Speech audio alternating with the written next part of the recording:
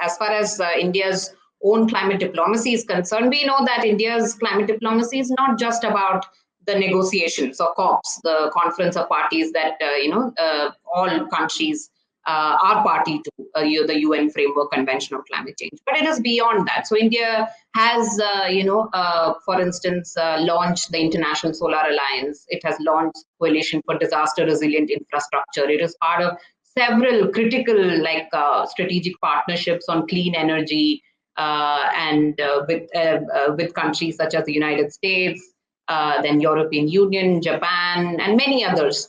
Australia. So there are many clean energy partnerships, particularly, but also generally about climate change that India has signed with several important players. Apart from that, as I said, multilateral forums, like if you look at G20 summit, recent G20 summit, this is something that, again, the Prime Minister has said that we have to revive what we agreed upon at the G20 summit on climate change at the COP28 also. So G20 summit has also emerged as a major forum where some of these climate decisions are taken. For instance, the tripling of renewable energy target or increasing energy efficiency. And even at the G20 summit, climate finance was raised as a major point of discussion. So this means that India would like to take a leadership role on climate change, particularly representing the voices of the global South. And this is something that is very critical for India's own climate diplomacy. And we've seen how India has also been using climate diplomacy as a way of increasing its outreach to developing, least developed countries, small island developing states, through even something like triangular partnerships, sometimes getting funding from the global north or, the developed countries of international financial institutions and so on and so forth. As far as the military is concerned, now this is something that is interesting, more interesting for me as a researcher, because this is something that I found out through my my research. And there are many issues that intersect with military security and military preparedness when it comes to climate change.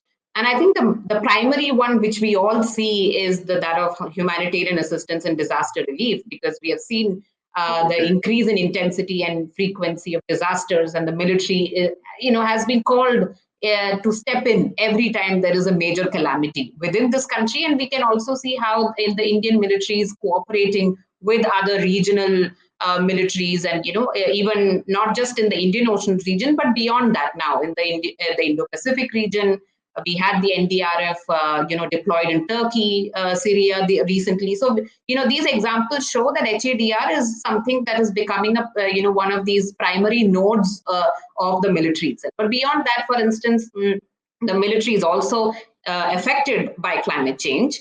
Again, if you look at cyclones and, the sea level rises impacting some of our, naval bases, or may impact in the future in terms of, how these effects could show. The Siachen Glacier is another example where, there are clear indications of how the glacier has receded due to climate change and other factors, of course. And this has also led to redeployment procedures, how the deployment procedures are being relooked into by the Indian Army.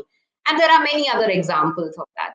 I think it's also important to highlight here that the Indian Army, Navy, Air Force, these forces are also looking at emissions reduction initiatives. Like, for instance, the Indian Army is looking at green hydrogen in Ladakh, where, of course, we have a border conflict, border dispute with China.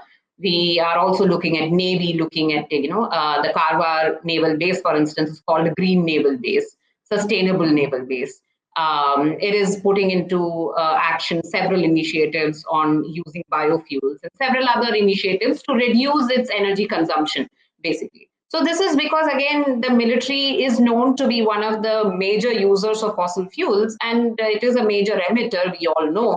And what is it that the military can do in terms of contributing to climate action and contributing to the overall targets of the country itself? And this is where military is stepping in to some extent. Of course, you would expect more, but this is, of course, contingent on so many things. We cannot compromise on, many issues when it comes to these targets.